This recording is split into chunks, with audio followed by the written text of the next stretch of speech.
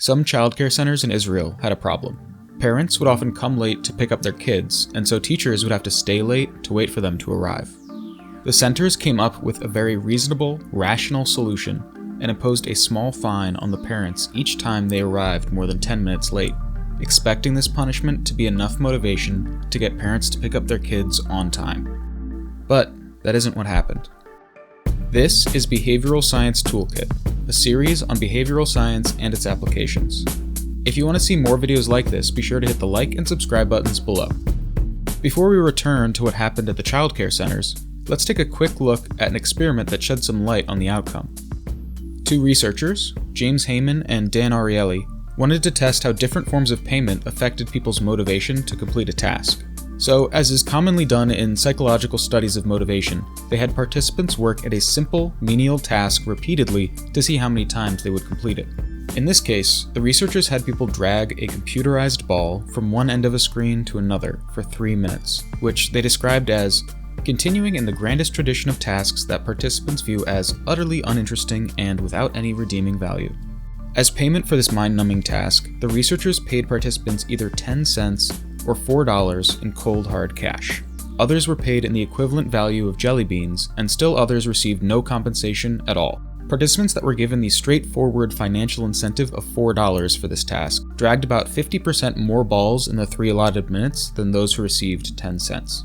This makes sense. A larger payout reliably increased participants' motivation to complete the task. But even when participants received candy, regardless of the amount, or even were paid nothing at all, they dragged more balls than those who were paid the small sum of 10 cents. Standard economic theory says an incentive will increase the frequency of a behavior, and the greater the incentive, the greater the increase in that behavior. It also says the reverse is true. Imposing a cost on a behavior will decrease it, and a greater cost will cause a corresponding decrease. Heyman and Ariely demonstrated that this is only partially true.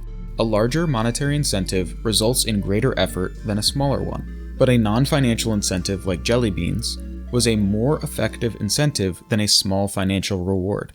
And the same was true for paying participants absolutely nothing at all. No incentive, no reward, nothing. This experiment demonstrates the ability of financial rewards to actually reduce or crowd out motivation and effort to perform a behavior.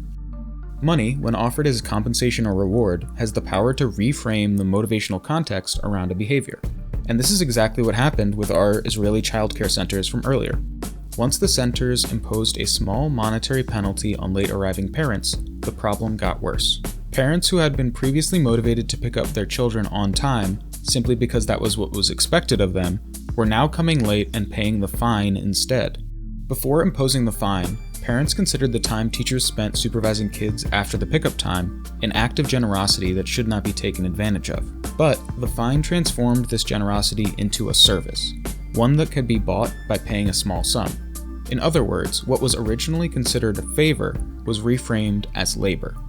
This demonstrates the difference between monetary markets and social markets, described by Heyman and Ariely as characterized not only by the type of good or service exchanged, but also by the form of compensation offered. In monetary markets, goods and services are presented in dollars and cents, or whatever currency you happen to use, and are evaluated in comparison with the value of all other goods and services. In social markets, goods and services are removed from concrete prices and instead follow laws of social norms, favors, and gifts. Like a friend offering pizza to help them move, receiving candy in exchange for dragging a computerized ball, or staying late to watch after children for nothing at all. The social market versus monetary market dynamic has appeared in other contexts as well. In the aptly named paper, Pay Enough or Don't Pay at All, students who went house to house collecting donations for charity collected 36% less when they were compensated with 1% of their earnings, and collected 8% less when they were compensated with 10% of their earnings, compared to if they were not compensated at all. This extends to salaried employees as well. Those who receive a small annual bonus relative to the size of their salary experience significantly less job satisfaction than those that are provided a large bonus or no bonus at all. And once a monetary market is introduced, it's difficult to reverse this effect. Employees who receive bonuses, even very generous ones, become accustomed to this extra compensation and any positive effects they may have had on job satisfaction reduce over time. Once they are given this extra reward, they expect it to continue, and their behavior and satisfaction change accordingly. In fact, once they found out that their parent problem got worse after introducing the fine, the Israeli childcare centers took the fine away, and parents continued to come late just as often as when the fine was active, even for months afterward. If you are considering imposing a small financial cost on the behavior of your customers or employees, or giving a small monetary reward as compensation for your volunteers' great effort, make sure the cost or reward is large enough to have the desired effect. Although, in some instances, the size of a monetary reward may not matter. Simply offering one at all can sway opinions. Back in the late 90s, governments conducted a bunch of surveys to see how willing their citizens would be to have nuclear waste repositories placed in their communities.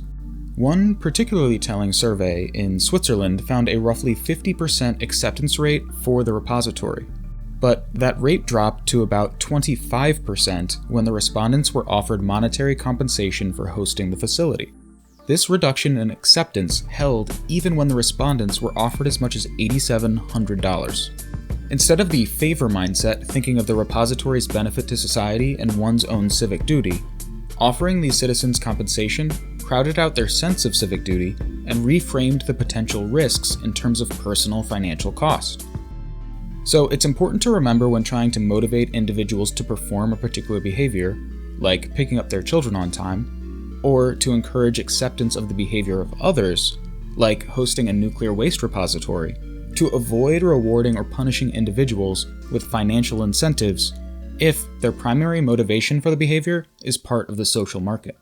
In these cases, you can try to offer a non-monetary gift instead, like giving company swag to volunteers or offering your employees free vacations.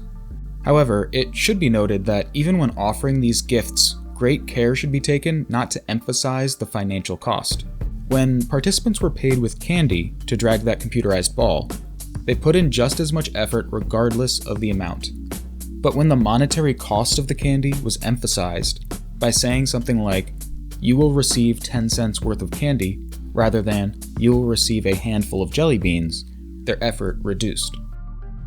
This all isn't to say that there aren't times when monetary incentives are the right approach to behavior change.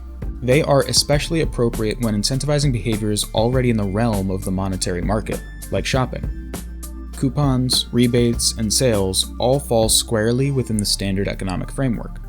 Additionally, behaviors that have low levels of initial motivation tend to also benefit from financial incentives.